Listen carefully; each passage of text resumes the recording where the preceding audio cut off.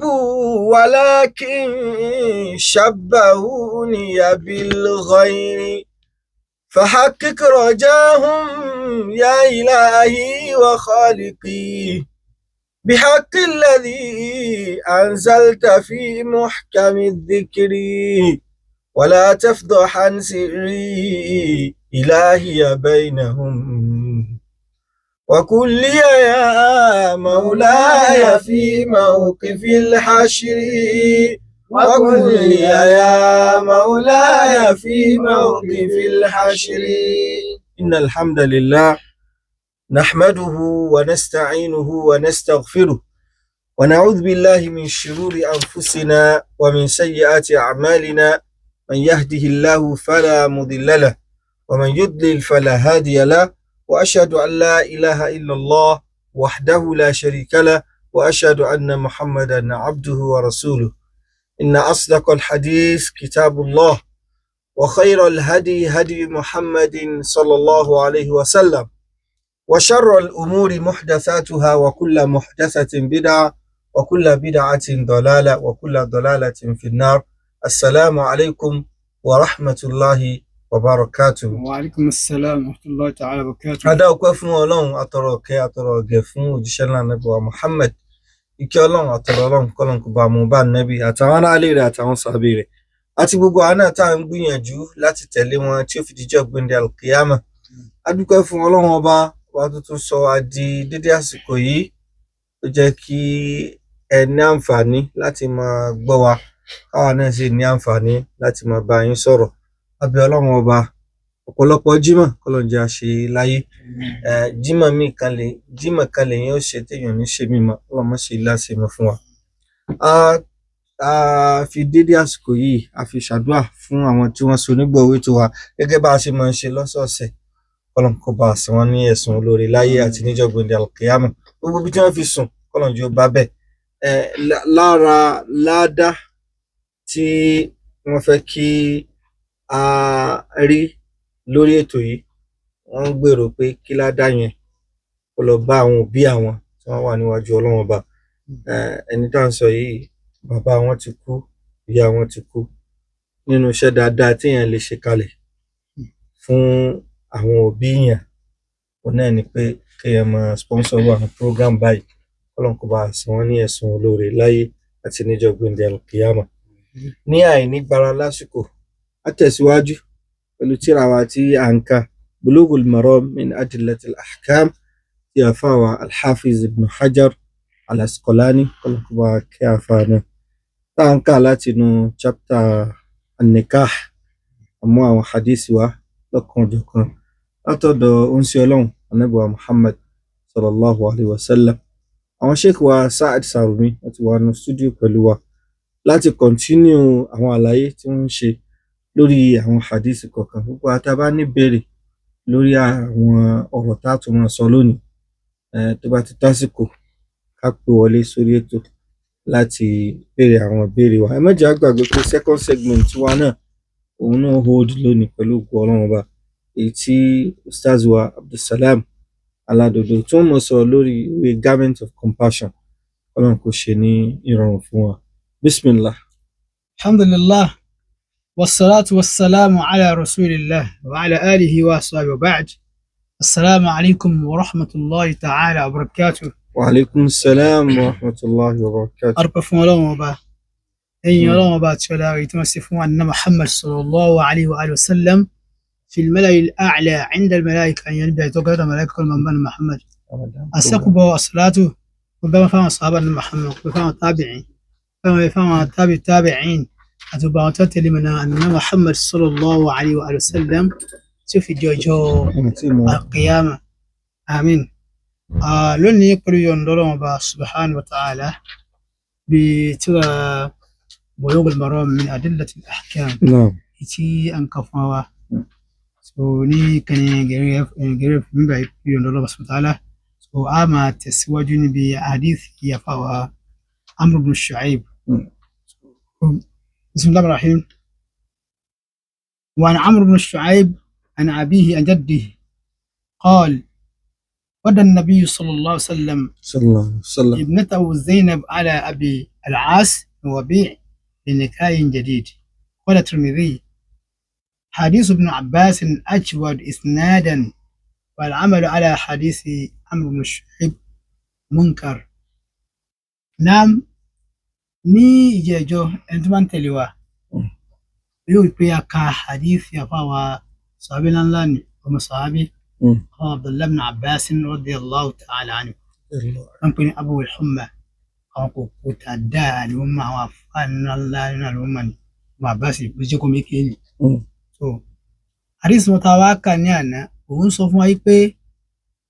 ní ìjẹ́jọ́ mi pé ní ìjẹ́jọ́ yẹn sọ wá pé Ànábì Muhammad sallallahu alaihi wasallam so ó dá ọmọ wọn tí ń ṣe Zainab ó dá padà fún Abil Aas tí ń jẹ́ ọkọ wọn so ó dá padà fún wọn Abil Aas ibn Rabi' so wọ́n ní bára sí ti sinin wáyà kan bẹ tó pé ó ní pé láàrin bíi falatu sinin ni ìní sọ pé bá ọdún méjì ni bàbá mi àríwáyà ilé sọ pé ọdún mẹ́fà ní pé ọkọ ń jẹ́ kèfèrí ńgbà yẹn síwájú kó tó di pé ẹ̀rí pé wala tunkihul mushrikina hatta yu'minu bọ́lá nípa ìbọ̀lọ̀ fi ọmọ fún ẹni tó bá jẹ́ ẹlẹ́bọ so àgbà tó bá tó di pé sẹ́ni ó gba ìsìlámù náà báyìí wá ní Ànábì Muhammad sallallahu alaihi wasallam ṣùgbọ́n tó fi yóò sí ìdè ó fi Zainabu fún Abil Aas so ó fi fún Abil Aas wọ́n gbà tó fi òun ti dé ó sì pé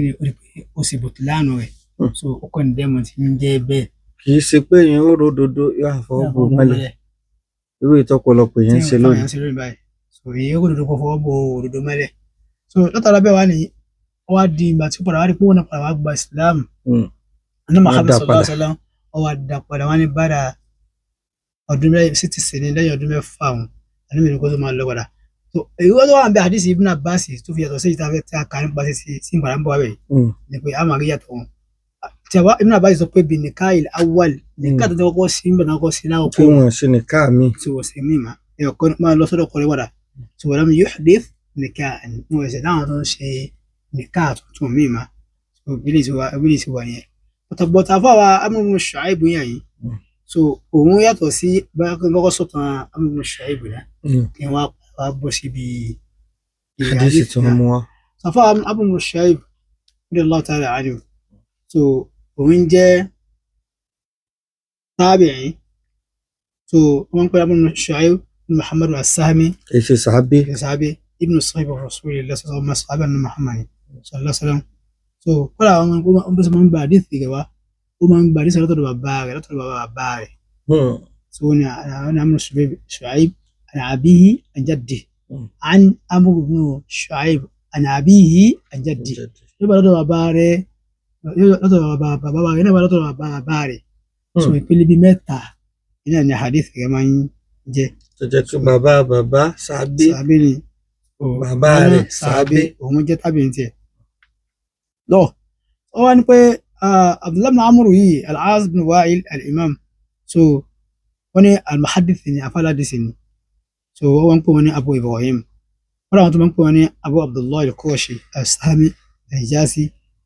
so faqihu ahli Taif nínú àwọn tó máa fi kíwù tó máa ìmọ̀ fòrú àdàdà ní Taif ìnà wa kódà nínú àwọn àfa aládìsí wọn ìnà ni. wọ́n ní Taif yẹn wà ó súnmọ́ Madina kò jìnnà ó súnmọ́ Madina Taif kò jìnnà sí Madina rárá so kò jìnnà sí Madina àbí Maka kò jìnnà sí Tọ́yìbà ni ó súnmọ́ Mẹ́dínà sọ́ọ́lá aswà òjì sí Mákà Tọ́yìbà ni ọkàn mi ń lọ àkàrà ó ní iye ọdún tẹ́ ṣe ní Mákà ó súnmọ́ Mákà ni Tọ́yìbà súnmọ́ Mákà. ok Mẹ́dínà lẹ́yìn gbé dáadáa so Mẹ́dínà ni Tọ́yìbà lè ọkàn mi ń lọ Tọ́yìbà ni àmọ́ Tọ́yìbà Mákà ni so wọ́n gbọ́ àwọn pé wàkíwà ó súnmọ́ Mákà bẹ̀rẹ̀ ti kọ́kọ́ lé Ànábì ló kù bẹ́ẹ̀ àwọn kéékèèké gbogbo wọn tẹ́ dójú lánàá Muhammad sallallahu alaihi wasallam so fàkíwà oní àfáàyàn jẹ́ fàkíwò ahli Taif náà fàtà ní ìmọ̀ nípa ẹ̀sìn tó ọba díjú rẹ̀ wá yẹn nàná rẹ̀ so Amr ibn Shu'ayb ó jẹ́ kan nínú wọn wọn ni wa kana yatawaddadu kathiran ila Makkah àmọ́ wàá kúrò Makkah rẹ̀ máa ń lọ Mẹ́kà gan. n tó fi yé wa ní pé Taif bẹ́ẹ̀ ó súnmọ́ Mẹ́kà. tó máa ń kúrò Mẹ́kà gan. òyìn ṣòwò ilma bákan náà tó wá ní wọn máa ná ìmọ̀ òyìn tí wọ́n ń ka ìbọn kan sẹ́wọ̀ A'lamun Nubala Imamu Dhahabi. so wọ́n ní wala umalu min Taif ó tún wá ní owó ní Taif náà yìí wọ́n ní ti Taif náà lansọ yẹn tó wá ní owó ní Taif yẹn náà Taif bá lọkọ̀ fẹ́sà lọ. ẹ sáà fẹ́ padà sí Mẹ́dínà Ọlọ́run sì rọrùn. so wípé Taif yẹn ni ó tún wá ní dúkìá bí kéèyàn jáfọ́ wò ní kéèyàn máa ń lárí kì í ẹgbẹ́ wọn gbogbo látàrí bá ti jáfa bí olùsí kan ní ọ̀jẹ́ pé ọgbọ́dọ̀ máa rùn pa òun aṣọ tó dáa ohun tá a kàn sọ ni pé kọ́ mọ̀ jẹ́ pé àáfọ̀ máa sojú kòkòrò pé gbogbo táwọn olówó ń lò àwọn náà lò ní tipa gbogbo tá a bá sì wà tá a fi bá fi wà ní. wọ́n yẹ pé kí nìyẹn ní wàá jẹ́ gáyà rẹ̀. wọ́n á jẹ pé òde tá a bá ti lọ wá ti dá àwọn olówó ń bẹ báyìí bí ká gbà tọwọ́ wọn ni. so ẹgbẹ́ ọmọ akọ́dà lómi ní ọ̀gá àwọn ògùn náà mọ̀lẹ́ ọwọ́ kọ́sà fi lo mọ́tò tí olówó kò lóore gbóògùn báwọn. tí wọn bá já àfa àwọn àfa wa tó lówó tọ́lọ̀ mọ̀ ń kẹ́ wọn. lọ́dọ̀ aláàlú tọ́lọ̀ sì kẹ́ wọn bẹ́ẹ̀ tí ó sì ní nǹkan tó dáa ẹni tó dáa gbogbo nǹkan tó dáa ọmọ àbáṣe náà ọlọ́run náà kẹ́ nǹkan gbogbo ẹ̀ ọ̀dà ilé rẹ̀ dáa. Imam Bukhari gbogbo àwọn àfa so gbọ́dọ̀ ó ti dáhùn Abdullahi bin Mubarak náà sọ̀rọ̀ ní Muhammad sallallahu alaihi wasallam. bọ́lá ń ṣe tẹ́ nǹkan kìámọ̀ kalẹ̀ fún wọn ó tẹ tayé náà lẹ̀. so gbogbo eléyìí kò ní kábà wá sọ ààrẹ dẹni tí yóò sọ ààrẹ di wọ̀bìà wọ́n sọ ààrẹ tó máa wá wókùn kókùn káàkiri tó máa mẹ́rin fún òun sàfẹ́ sí pé òun sàfẹ́ sí ni wọ́n fẹ́ lówó túláàsì náà ni. gbogbo eléyìí àgbọ́dọ̀ wòye sí dáadáa. so ọlọ́run máa ń kẹ́yàn àwọn amúgbò ṣáìbù yìí ó wá jẹ́ pé ó jẹ́ nítorí pé kódà wọ́n ní pé ó tún ní owó ní Taif wọ́n ní ìyá wọn ni wọ́n pè ní Habibatu bintu Murra al-Jumahiyya Habibatu bintu Murra al-Jumahiyya ọkọ mama wọn yẹ so ó ní náà afa tó pọ̀ náà wọn tabi'in náà afa Madina Sa'id Musayyab mẹ́nu wa Sa'ud bin Kaysan mẹ́nu wa Ibn Yassar mẹ́nu so Amr bin Sharid bin Suwaid gbogbo àwọn afáàtì kó tó pọ́n pọ̀ báwọn so àwọn àtúntò Zubair Mujahid bin Jabri gbogbo báwọn àtọ́bìnà Abi Rabah al-Makki so Sa'id al-Maqburi àwọn onímọ̀ sọ yí pé Sa'id al-Maqburi pé wọ́n fi ń pè ní Sa'id al-Maqburi pé tó pé ilé rẹ̀ ó súnmọ́ ibi tí makbaro wà wọ́n máa ń pè ní Sa'id al-Maqburi afáwà Zurqani ó múlẹ̀ wá ní tí wà nínú Muwatta Imam Maliki fún Allah ta'ala mọ́tàn sàlàyé ń sọ nípa àwọn afáwà tó jẹ́ máa afáwà yìí rahimahullah ta'ala wọ́n pé afáwà ń sọ kìí pé Amr bin Shu'aib ló wá gba hadithi wa òun wá ń sọ níbi hadithi wọn lọ́tọ̀dọ̀ bàbá wọn wọn ni ghadan nabiyyu sallallahu alaihi wasallam wọn nàbí dá ọmọ wọn tí ń ṣe Zainab ni ó dá padà ala Abil As ibn Rabi' bi nikahin jadid ìgbé mi pé ìgbà tí nàbí ó dá padà wọn á tún tó igi míì sá tó igi míì so àwọn eléyìí ó ti takò hadithi ó yàtọ̀ sí èyí tá a ti kà ńlá sùn ní pé wọn wà lam yuhdith nikahan kódà wọn bìbí nikahi al-awwal wà lam yuhdith nikahan so ẹnu. bó láti wá yanjú rẹ̀. ẹgbẹ́ nípa àwọn onímọ̀ ni pé ẹgbẹ́ hadithi ọmọ àbáàsì kankan àkọ́kọ́ ni pé fíkọ̀ ni so eléyìí wà sọ wọn pé kékeré yín nínú àwọn ẹni sọ̀rọ̀ hadithi wọn bá ní fíkọ̀ so hadithi kan mẹ́wọ́n pé ṣáàlù hadithi kan mẹ́wọ́n pé ní mọ́nkárù sẹ́yìn so èyí tó wá jẹ́ pé àwọn pé nìṣẹ́ ọmọ àbáàsì ní ìsìnbáyé àmọ́ ní pé fíkọ̀ lò so ó wà áwùfàkù òun wà áwùfàkù but Amr bin Shu'aib yìí òun jẹ́ fíkọ̀ so tí ó bá wá ti wá di pé báyà ẹni tó jẹ́ fíkọ̀ ọba khalafa man huwa áwùfàkù minhu ẹni tó tún jẹ́ pé a lè gbára lé ọ̀rọ̀ rẹ̀ ju ọ̀rọ̀ títí ẹ lọ ó wá bọ̀ nǹkan kan wá fi takò títí ẹ àìsí rí àdìsí tó ń tó tẹ́ tó ń wà lákọ̀ọ́lẹ̀ tẹ́tẹ́ òun náà wàá mú kankan wá so ìwé báwọn ẹni tó jẹ́ síkọ̀ jù lọ ọlámù ó ní ṣáàlù lẹ́yìn tó pa méjì náà jọ jẹ́ ikọ̀ ṣáàlù nìyẹn tó pé eléyìí kan ẹni pé eléyìí kan jẹ́ áwùfàkù òun tún ṣe gbọ́ títí ọmọ àbáṣe àtúnyàrá gbájú títí ẹ̀ lọ àyàrá gbọ́ ọ̀rọ̀ ọmọ àbáṣe ju ọ̀rọ̀ tẹ̀tí ẹ̀ lọ. so nísìnyí báyìí wá ní àmọ́ wọ́n pa àdìsí títí àdìsí táwọn sọ yìí Ibn Hajar al-Asqalani rahimahullah ta'ala wọ́n sọ pé wọ́n jọ yẹ wáyé pé àdìsí eléyìí ò munkar ni ṣùgbọ́n pé àdìsí yẹn gbé mi pé yẹn pé da'ifu tó pé wọ́n sọ pa ṣáàdù tó ń sọ pa munkar ni pé àdìsí pé ẹni tí ó tún lẹ tí ò tó fi kọ́ ọ wá gbọ̀rọ̀ wá kẹ́ máa di ọ̀hún munkar hadith ẹni kó jẹ́ munkar so òun ní kò tó fi kọ́ so riwaya munkar ẹni tó jẹ́ munkar tó jẹ́ da'ifu ẹni tó jẹ́ da'ifu ọ wá máa khalafa man huwa awthaq fi kọ́ aw man huwa awthaq minhu ọ máa khalafa ọ máa yapa ọ̀rọ̀ tí fi kọ́ gbà wá abẹ́ni tó jẹ́ pé kí ni ó tún wà awthaq ju fi kọ́ yẹn lọ wá bọ̀ wá tó gbé ọmọ parí sí ní munkaru tó gbé ó ti takò àwọn táwọn kó wọ́n jẹ́ kí ni o aṣíwájú wọ́n ṣe aṣíwájú kí wọ́n sì jẹ́ pé ọ̀rọ̀ wọn ló bá sọ̀rọ̀ báyìí á gbà pé bó ṣe rí lánàá ni ní sẹ́ńtà máa ń dáwùtù ọ̀rọ̀ authenticity wọn. láwọn tán bá nẹ́bí ló gbà. tó gbé jẹ́ pé àdìsí tẹ̀ àwọn onímọ̀ ni pé munkaru ni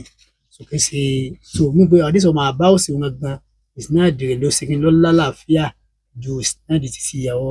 amúgbùn Ṣuaibu yìí lọ. so principle tó sì ká sì re-establish níbi hadith méjèèjì náà ni pé òun náà ni pé ó tọ́ nínú ẹ̀sìn jẹ́ pé ẹni tí ọmọ bá fẹ́ náà ó lè jẹ́ kèfèrí tẹ́lẹ̀ òun gbà tán wá rí pé ìjẹ́ kèfèrí rẹ̀ yìí kò bọ́mọlúàbí rẹ̀ jẹ́ ó ti wá di mùsùlùmí padà fún. so then ìyẹn sì ń jẹ́ sí pé pílípìlẹ̀ ní pé ńgbà wọn ní Islam ò tí ì sọ kíní yẹn di haram ńgbà wọn. ni wọ́n fi ṣe ńgbà náà. so mùsùlùmí ni ẹ̀wọ̀n pé Zainabu ní àwọn yìí wọ́n gbà sílámù pẹ̀lú Ànábì sallallahu alaihi wasallam náà ni gẹ́gẹ́ nísìn àkúrò àwọn ọmọ rẹ̀ náà wọ́n gbà sílámù pẹ̀lú Ànábì Muhammad sallallahu alaihi wasallam bàbá papọ̀ wọn náà gbà wà wọn náà ni. so mo tó wá di pé bàbá wa lọ pé bàbá sì wà ní kébèrè òun wà kébèrè rẹ̀ náà so àyà sì sì dé pé kan separate ara wọn tẹwàá ní ẹjẹ arún mọ ẹjẹ adé mọ wàláhì àwọn òbí mi ibi tí wọ́n ti ń ṣe mistake ni wọ́n mọ̀ pé ẹni tí ẹni yìí lọ mú wálé yìí ẹlẹ́bọ ni ó ní àwọn oríṣiríṣi organization tá a gbọ́dọ̀ máa dákọ tí ń ṣe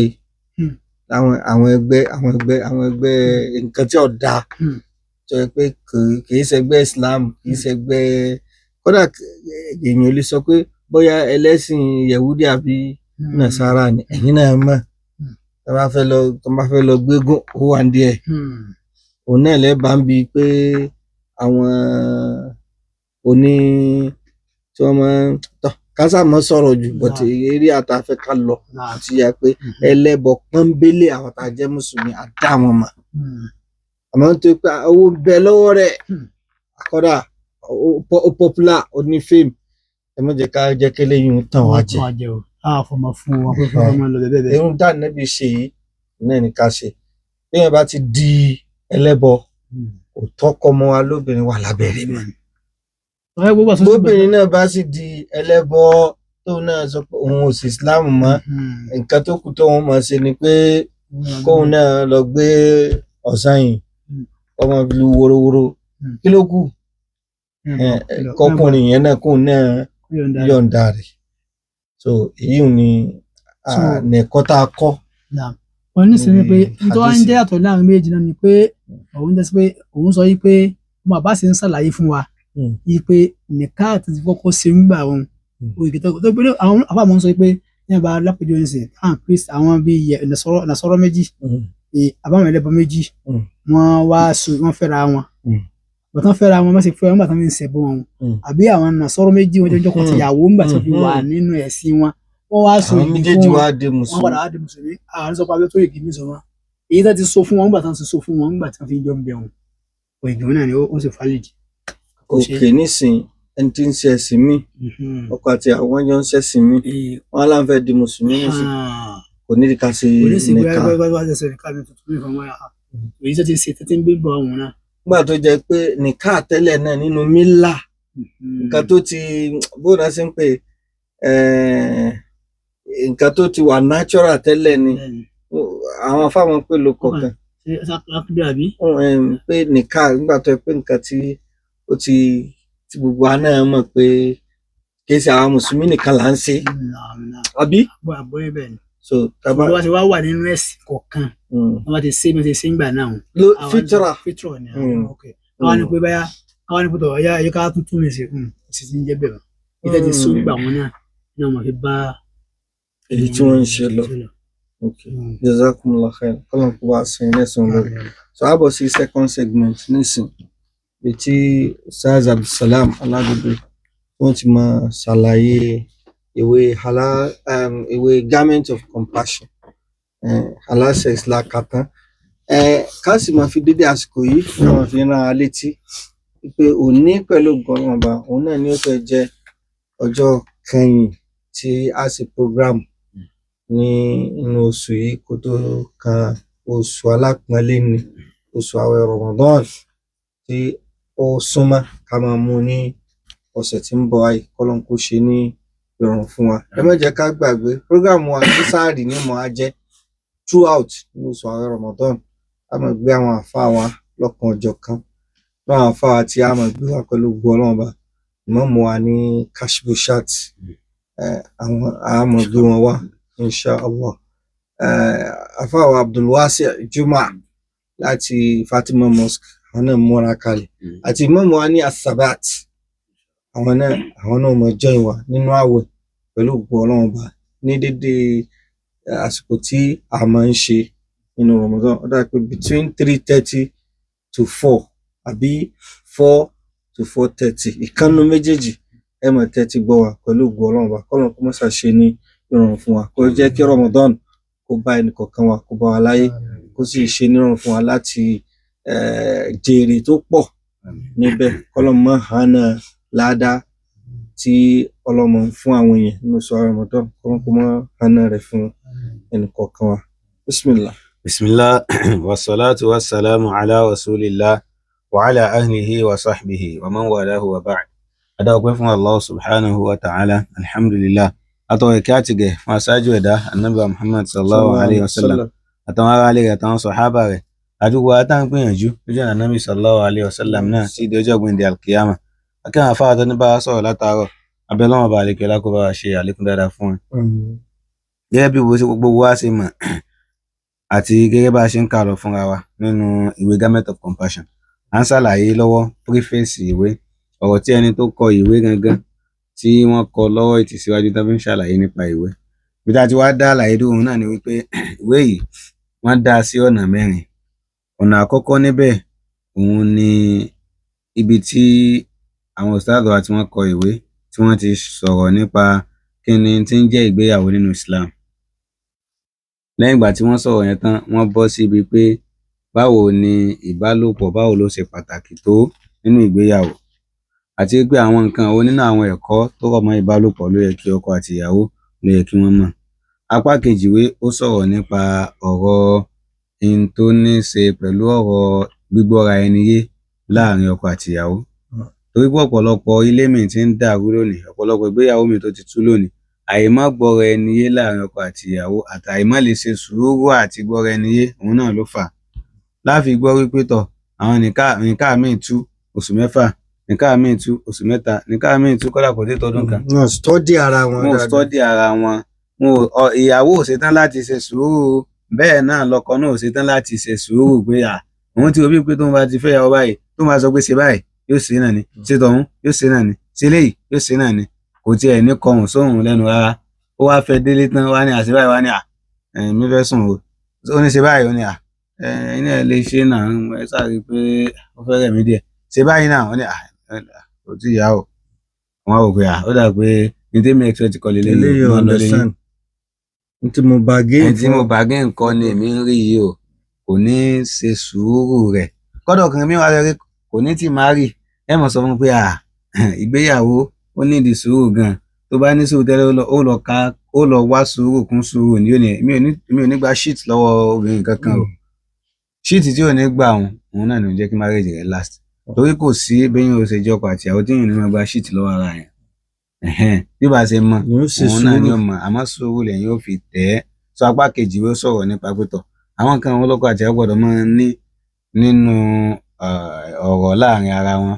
báwo ni wọ́n ṣe lè gbọ́ra wọn yé. Tọkọ bá ń ṣe nǹkan báyìí tí ìyàwó ò fẹ́, báwo ló ṣe lè pè sákìyèsí. Tí ìyàwó bá ṣe nǹkan báyìí tọkọ náà ò nífẹ̀ẹ́ sí, báwo ló ṣe lè pè sákìyèsí lọ́nà tí ò ní jẹ́ kí ṣètọ́ọ̀nì ríbi wọ àárín àwọn méjèèjì. Torí tí ṣètọ́ọ̀nì máa ń wá náà ni kó da ibi tí máa ń dùn rú, pàápàá jùlọ kó kó ẹ̀yìn ọkọ àti ìyàwó síra wọn. Ànábì sallallahu alaihi wasallam sọ níbi hadith kan tó fẹsẹ̀ nílẹ̀ pé jojoojúmọ́ tílẹ̀ bá ti ṣú ni ṣètọ́ọ̀nì máa ń pe àwọn ọmọ ogun rẹ̀ pé ẹ máa bọ̀ wá, ẹ máa fún mi ní rìpọ́ọ̀tù ń tẹ̀ ṣe lónìí. So kálukú wọn á máa sọ pé mo ṣe báyìí mo ṣe báyìí mo ṣe báyìí, ṣètọ́ọ̀nì máa sọ pé òkùṣẹ́ ìwọ náà try. Ànábì ní nínú àwọn ọmọ ogun ṣètọ́ọ̀nì ọ̀kan wà sọ pé èmi o mo kọ ẹ̀yìn lágbájá àti lágbájá tó ń ṣe ọkọ àti àwọn ọmọ kọ ẹ̀yìn rẹ̀ wọ́n síra wọn. Ànábì ní ṣètọ́ọ̀nì wàá dìde yóò á dìmọ̀ pé ìwọ gangan òkùṣẹ́ yóò fún standing ovation pé yóò sì fún ní highest honour. Ìwọ gangan ló ṣiṣẹ́ gbọ́ àwọn tán láwọn ṣe látàwọn mú kẹ́wọ́ wọn ni ìwọ gangan ló ṣiṣẹ́ jù lónìí. àwọ́ọ̀dù ńláńlá ló gbé fún. So ní tí ṣètọ́ọ̀nì fẹ́ jẹ́ kó máa ṣẹlẹ̀ òun náà ni pé kí ilé mùsùlùmí kó máa dàrú kó máa tò, torí pé tí ò bá ti tò tí bá ti ń dàrú tí nǹkan yẹn bá bí rìsọ́ọ̀tì rẹ̀ padà máa rí nínú society. Nígbà tó bá jọ wípé bàbá àti ìyá tán ti lọ́mọ wọn kọra wọn lẹ̀, àwọn ọmọ ńlá là sí ọmọ òrà tẹ́ńṣán lọ́dọ̀ bàbá òrà tẹ́ńṣán lọ́dọ̀ màmá, ó ṣeé ṣe káwọn ọmọ yẹn náà padà yàkuyà. Ọkọ àti ìyàwó tán kọra wọn lẹ̀, ó ṣeé ṣe tó bá jọ pọ́ náà tí ọkọ gbà lálàsí rẹ̀ kó tó kọ́ ọ́ lẹ̀ ọ̀nà tí ò bójúmu ni òun náà padà lè mọ̀ pé táyé kó ti báyé mi jẹ́ kí olùfẹ́ kan máa ń lọ báwọn náà. Àbọ́kùnrin mìíràn jọ pé obìnrin náà lálàsí rẹ̀ débì kan wọn náà gbé tọ̀ níbi tó ti dídú iná mi ò tiẹ̀ fẹ́ obìnrin kankan mọ́ dígí náà máa báwọn obìnrin kí máa bá wọn ṣe zìnà lọ tó tún lè tún bàlùkìyámà náà jẹ́ tó fi bàlùkìyámà rẹ̀ jẹ́. Ṣètọ́ọ̀nì ti mọ̀ pé tí family level bá ti bàjẹ́, tí family system bá ti crash, in tó súnmọ́ náà ni pé yóò affect the society as a whole. Gbogbo wàhálà tá à ń fẹ́ sí Nàìjíríà lónìí náà ibi tó ti bẹ̀rẹ̀ náà. Ẹ dákun èèyàn kan ṣe lè dìde ó kàn pé òun ò lọ kó àwọn èèyàn níbì kan wọn á lọ kó wọn síbì kan ò ní fún wọn lóúnjẹ, wọn ò ní change aṣọ, wọn ò ní wẹ̀, ẹ sì máa nà wọn, ẹ wà ní káwọn family wọn kan kówó wá millions of naira tán bá tún wá kówó dé ẹ tún pa wọn. Ṣé èèyàn lè gbọ́dọ̀ sọ pé àwọn èèyàn wọ́n rí èèyàn train wọn àti ibi tí problem tó ti máa ń jẹyọ nìyẹn. So ló fi jẹ wípé lára àwọn nǹkan táwọn àfáà máa ń sọ pé al-ummu madrasa, ìyá ni first school ọmọ. Ìyá àti bàbá kí ìyá nìkan o, ìyá àti bàbá ni first school ọmọ. Èyí tí wọ́n bá gbìn sọmọ nínú ló súnmọ́ kọ́ máa padà gbé jáde. Ó kéré nínú ọmọ tó jẹ́ wípé àwọn òbí rẹ̀ ò ní dá wọn padà wá dá. Ọ̀pọ̀lọpọ̀ ọmọ tóbi ò bá ti dá òun náà sábà dá náà. So ó kéré náà àwọn ọmọ tó jẹ́ pé tọ́lọ́run bá nílò fún dáadáa tọ́lọ́run bá nílò fún dáadáa òun náà padà wá yá dáadáa lọ́jọ́ ọ̀la bí ní láì tààrà. So apá kejì ìwé yìí sọ̀rọ̀ nípa ẹ̀. Apá kẹta ìwé ó sọ̀rọ̀ nípa ọ̀rọ̀ ìbálòpọ̀ àti bí pọ́blẹ́mù ṣe wà láàárín ìbálòpọ̀ láàárín ọkọ àti ìyàwó. Àìmá lè ṣe tó pẹ̀lú ara wọn nípa ìbálòpọ̀. Bóyá ìyàwó nísìnyí kò lágbára ìbálòpọ̀ púpọ̀, ọkọ ló sì lágbára ìbálòpọ̀ yìí. Àbọ́kọ fẹ́ jẹ́ kí ìyàwó máa ṣe àwọn nǹkan kan fóun tí ìyàwó rẹ́dí láti ṣe, àbí ìyàwó náà fẹ́ jẹ́ kọ́kọ́ máa ṣe nǹkan kan fóun tọkọ rẹ́dí láti ṣe. ní rí ní rédèrèdè gbogbo ló ti wá lọ tún kọ́kọ́ gbogbo ilé ìbáyìí nísìnyí láìṣe aṣẹ́wó rán dandan olófin lọ mí. ẹ̀yin ò tiẹ̀ mọ̀jú kíní ìlọ tí so gbogbo àwọn discussion yẹn wọ́n kó sínú apá kẹta ìwé yìí pé àwọn nǹkan tó ń rò pé bóyá nǹkan ìdọ̀tí ni ní tí ìsìlámù ṣe lẹ́tọ̀ọ́ fún yín ni, torí wípé yóò jẹ́ nǹkan ìdọ̀tí tó bá lọ sí pẹ̀lú ẹni tí ò lẹ́tọ̀ọ́ sí níta, àmọ́ yóò máa jẹ́ nǹkan hàlálì fún ọ tó bá sí pẹ̀lú ẹni tí ó lẹ́tọ̀ọ́ sínú ilé. àmọ́ tí ò bá ti símà lórí rẹ̀ yóò máa rí gẹ́gẹ́ bí haramu lọ́dọ̀ gẹ́gẹ́ bí haramu ni yóò máa rí gẹ́gẹ́ bí pé haramu. tí ò bá ti símà gbogbo nǹkan yóò máa jù sínú haramu. ìyàwó rẹ sọ pé ẹ jẹ́ káwọn tó lo kitchen náà ẹ jẹ́ káwọn lọ rí yóò rán dáadáa olé lẹ́yìn o ibi tá a ti ń jẹun tá a ti ń dáná jẹun níbo ló ti gbogbo lẹ́yìn o nísìnyí kí n tí ì ṣe haramu ó sọ di haramu mọ́ra rẹ lọ́wọ́. Bẹ́ẹ̀ náà ni lára sexual incompatibility náà ni wípé kí ọkùnrin kó máa béèrè fún tó jọ wípé ẹ̀sìn ò ṣe lófin, àbí tẹ́sìn ti kọ̀ pé ẹ gbọ́dọ̀ dánwò eléyìí wò torí bẹ́ẹ̀ náà ń ṣẹlẹ̀ nínú ìgbéyàwó kódà nínú ìgbéyàwó àtàjẹ́ mùsùlùmí lámọ̀ tàn ra wa. tọ́lọ́hún ò fẹ́ tánàbí ò fẹ́ tọ́lọ́hún fẹ́ tánàbí sallallahu alaihi wasallam ò fẹ́ òun lọkùnrin mi ò máa béèrè lọ́wọ́ ìyàwó rẹ̀ àti ọkùnrin tó jẹ́ pé yóò máa béèrè lọ́wọ́ ìyàwó pé kó jẹ́ kó òun gbẹ̀yìn wọlé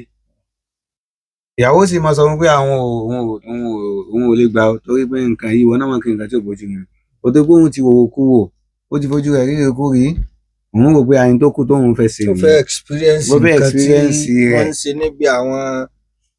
òkú tí wọ́n ní tí ó wo ẹni tó kù tóun fẹ́ máa ṣe nù ìyàwó gbọ́dọ̀ dúró nídùú pé àìlè yìí ò bójú mu tó báwo wọ́n ṣe láwọn discussions yẹn. àbókò àtìyàwó mi náà tí wọ́n sọ pé ẹja gbé sí kájọ máa wò ó. ẹ jẹ́ káwọn jọ máa wò ó káwọn bá fi lè máa practicalize ti ń bẹ́ẹ̀ bẹ́ẹ̀ so èèyàn ń fọwọ́ ara èèyàn fi ń fa gbòòrò nù. lára àwọn ọ̀nà tí incompatibility tó ti lè jẹ wá nù lábẹ́ ìtẹ̀sìn nǹkan tọ́lọ́wọ́n bò bá ti fẹ́ lánàá sì kìlọ̀ à ń lọ nípa rẹ̀ kéèyàn jìnnà sí ọkọ àti ìyàwó. èyí tó jẹ́ apá kẹrin nínú ìwé òun náà ni tó sọ̀rọ̀ nípa báwo ni ọkọ àtìyàwó báwọn náà ṣe lè máa pera wọn sórí ìrìn tí wọ́n wá jẹ́ kí ìgbéyàwó wọn kó wọn dà gẹ́gẹ́ bí pọ́n ṣẹ̀ṣẹ̀ fẹ́ra wọn lójoojúmọ́ ni àti ìyá tó ti pé 40 ni àti bàbá tó ti pé 50 ni àti bàbá tó ti pé 60 ni àtàwọn tí wọ́n ṣẹ̀ṣẹ̀ bẹ̀rẹ̀ eré ìgbéyàwó náà ni báwo ni wọ́n ṣe lè máa múra báwo ni wọ́n ṣe lè máa sọ̀rọ̀ báwo ni wọ́n ṣe lè máa yan báwo ni wọ́n ṣe lè máa ṣèṣe sínú ilé tó jọ wípé eléyìí gan ni pabambarì ìwé báwo ni wọ́n ṣe lè máa ṣèṣe sí tó jọ wípé ní gbogbo àtọkọ bá ti ń rí báyìí ó sì máa obìnrin míì wà tó jọ wípé ilẹ̀kẹ̀ táwọn obìnrin máa ń fi sí dìní obìnrin míì wà tó jọ pé ìgbà tó fi sí di last òun ni ìgbà tó wọn àtọkọ rẹ̀ ṣẹ̀ṣẹ̀ fẹ́ra wọn nígbà tí marriage wọn ti pósù 5 mẹ́rin nígbà tí bàbá náà yà sí mọ́ òun náà ò rí mọ́ àbí lọ yọ dànù. bíyàwó ẹlòmíín náà wọ nísìn ọkọ mi náà kò rí sí nǹkan kan kò ní comment ìyàwó náà padà ó fẹ́ kí ni tó ń bẹ́ẹ̀ ló jẹ́ ń fáyọ. so ọkọ àti ìyàwó lè ti pé 60 years of age wọ́n ti lè máa wọ 70 lọ kò mean pé ká máa ṣe àwọn nǹkan tí ó máa jẹ́ ká máa dùn ún rí bẹ́ẹ̀ni fúnra wọn. torí wípé níbi tá a fi mọ̀ wípé nǹkan yìí kèsì nǹkan kékeré pé tẹ́ bá wà níbì kan nígbà míì àbí tẹ́ bá kàn kọjá lọ níbì kan nígbà míì pàápàá jùlọ nínú àwọn ọjà wa ẹ máa ráwọn ìyá mi tó máa sọ àwọn ọ̀rọ̀ tó jọmọ́ ọ̀rọ̀ bá lò pọ̀ lẹ́nu ẹ bá wẹ̀yìn tó bá wo ìyá tó sọ bá dà bí àgbàlagbà yìí náà àwọn náà máa dùn tí ń bẹ ń bẹ ló fi jọ wípé wọn ò nílé náwó ọ̀hún kan báwọn sọkọ wọn àwọn tí wọn yìí ṣẹlẹtọ wọn láwọn tán jọ wà náà ọjà náà. so má neglect ìyàwó rẹ má gbóúnjẹ rẹ fájá jẹ má gbóúnjẹ rẹ fún ẹlòmíì jẹ má sì neglect ọkọ rẹ náà Ọlọ́run kò ṣàánú jazakumullah khair. àwa tá a fẹ́ pè sórí ètò lónìí a fẹ́ dá sí àwọn ọ̀rọ̀ tí a ti ń sọ àtàárọ̀ 09072386975 òun náà nọ́mbà tí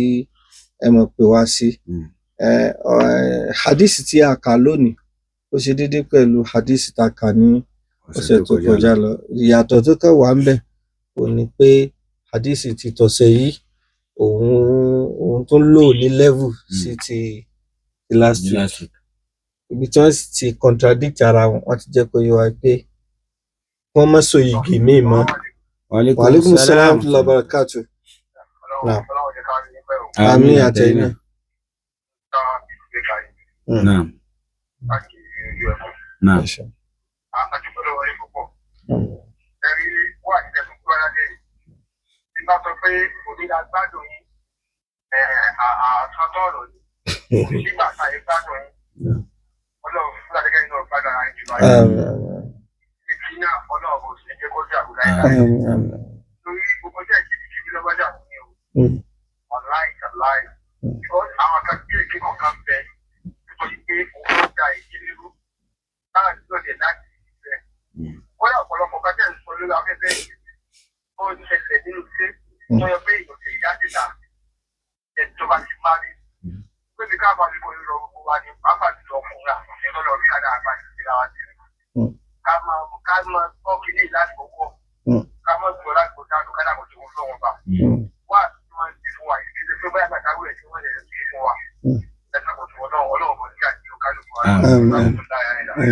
Jazakumullah khair.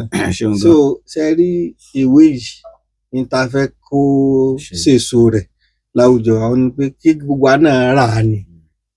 ká sì mọ kà á pẹ̀lú àwọn ìyàwó wa káwọn kà á pẹ̀lú àwọn ọkọ wa wọ́n lè èmi gan tí ń bá yín sọ̀rọ̀ èmi náà ti bẹ̀rẹ̀ rẹ̀ pẹ̀lú ìyàwó mi ẹ mọ̀ rí báyìí ṣe gẹ́ẹ̀tì bó ṣe rí nù kódà níbi tá àti tí wọ́n ń kà àti wọ́n rà àwọn nǹkan míì mú jáde náà ẹ bá wa sókò níbi rédíò yín so àwa náà tún wá ń rí àwọn corrections kọ̀ọ̀kan tá a tún rí mú jáde ńbẹ̀ so alalẹ́ àmọ̀ká topic kọ̀ọ̀kan ìwọ tó rò pé relationship wa àtìyàwó rẹ̀ ó ti fẹ́ mọ di bá mi relationship wa àtọkọ rẹ̀ ó ti fẹ́ mọ di bá mi ẹni ẹ̀ ràwé yìí kẹ́ mọ fi ọ́ìlì kẹ́ mọ fi lubricate relationship yín àǹfààní tá a fẹ́ kíwèé yìí àti halal sex and intimacy àǹfààní tá a fẹ́ kó ṣe nù Ọlọ́run kó ṣe ní ìrọ̀rùn fún wa ustaz ibi tẹ́gbẹ́ wa lọ lónìí àwọn parts tí ìwé yìí pín sí àwọn lè ti ṣàlàyé fúnra wa so kí gbogbo wa ká fi lè mọ nǹkan tí ń bẹ nínú ìwé yìí ká sì fi lè ṣàǹfààní ń bẹ náà ní gbogbo ọ̀rọ̀ tẹ́ sọ fún wa Ọlọ́run bá san yín lẹ́san olóore. Naam so gẹ́gẹ́ bá a ṣe wá ń sọ lọ a wá rí i pé ìwé yìí title rẹ̀ náà ni Garment of Compassion. Báwo ni wọ́n ṣe wá mú title yìí báwo ni wọ́n ṣe mú jáde so tá bá wọnú Suratul Baqarah aya 223 Ọlọ́run bá lékè ọlá nígbà tó Ọlọ́run sọ̀rọ̀ àwọn ọkọ àtìyàwó Ọlọ́run ní hunna libasun lakum wa antum libasun lahun Ọlọ́run ní aṣọ ìbora lẹ jẹ́ fún àwọn ìyàwó yín kò bókò làwọn ẹlòmíì jẹ fúnra wọn ẹgbà Ọlọ́run kò yà wá yàwó nǹkan bẹ́ẹ̀ ọkọ ná ìyàwó lẹ́gbà ìyàwó náà sì kì í ṣe gbà tí pé ká ná ẹ lọ́rẹ́ o. Ọlọ́run ní aṣọ ìbora làwọn náà jẹ́ fún yín náà tá bá padà lọ sínú Suratul Rum Ọlọ́run sọ wípé ومن آياته أن خلق لكم من أنفسكم أزواجا لتسكنوا إليها وجعل بينكم مودة ورحمة sọlọ́wọ́n bá lékè ọlá ló gbólóhùn rahma tó túmọ̀ compassion ó lò pé òun náà lára àwọn nǹkan tó wọn Ọlọ́run bá fẹ́ jẹ́ kó ṣẹlẹ̀ nínú ìgbéyàwó nìyẹn. so àwọn àfáà wọn á pa gbólóhùn libas garment tọ́lọ́wọ́n bá lékè ọlá pé àwọn ìyàwó wa tó pè àwọn náà fún wọn á pa rahma yẹn náà wọn á pa méjì papọ̀ pé libasu rahma òun ló wá túmọ̀ garment of compassion so wọ́n mú title ìwé yìí garment of mercy garment of compassion wọ́n mú title ìwé yìí láti inú Suratul Baqarah àti inú Suratul Rum eléyìí ni tí ó máa ṣẹlẹ̀ nígbà téèyàn bá jókòó tí ọ̀rọ̀ Ọlọ́run bá lékè lá téèyàn ń kà téèyàn ń ronú nípa rẹ̀ pé kí ni message Ọlọ́run bá lékè lá ń pàṣẹ fún wa gidi. náà ẹ bá a sún kò ń bi rédíò yín àbí kẹpa náà téèyàn ronú nípa àyà Ọlọ́run ọba àlekè lápẹ́ ní kí ni mẹ́sẹ̀jì tí àyà yìí ń try láti pass sí mi kò sẹ́ni tí ó mú irú nǹkan báyìí jáde àbúkọ́jọ́ wípé èèyàn ti kà èèyàn ti ronú nípa Ọlọ́run ọba àlekè lá gbélẹ̀ síbẹ̀ abẹ́ Ọlọ́run ọba àlekè lá kó bá ṣe dáadáa fún àwọn àfáà. Naam so eléyìí ni preface ọ̀rọ̀ ìtìsíwájú tó wá látọ̀dọ̀ ọwọ́ àwọn ustaz Ibn Abdillah As-Sudaysi Al-Ilory àbí Allah subhanahu wa ta'ala kó wá ṣe àlékún dáadáa wọn kó jẹ́ kí ìwé yìí kó ṣe àwọn al-umma láǹfààní gẹ́gẹ́ bí wọ́n ṣe gbà á lérò kọ́lọ́run kó wá lò ó ní sábàbí dáadáa fún àwọn náà láì níbi àti ìjọgbìdà kẹrin gbogbo tó ti dáná àlámọ̀rí wọn àbí Allah subhanahu wa ta'ala kó jẹ́ kó rí kó jẹ́ kó fi àlékún àlùbáríkà sí gbogbo ohun táwọn náà tún tọ ọlọ́dọ̀ Ọlọ́run bá gbé tó bá ṣe léyìí rẹ̀ Ọlọ́run yóò tún dùn mọ́ mi àbí Ọlọ́run bá àlékẹ́lá kọ́ mọ́ ṣàṣe fún wọn àdàtọ̀ àdúrà fún wọn náà àbí Ọlọ́run bá àlékẹ́lá kó bá wa mójútó àlámọ̀rí tiwa náà. هذا صلى الله وسلم على نبينا محمد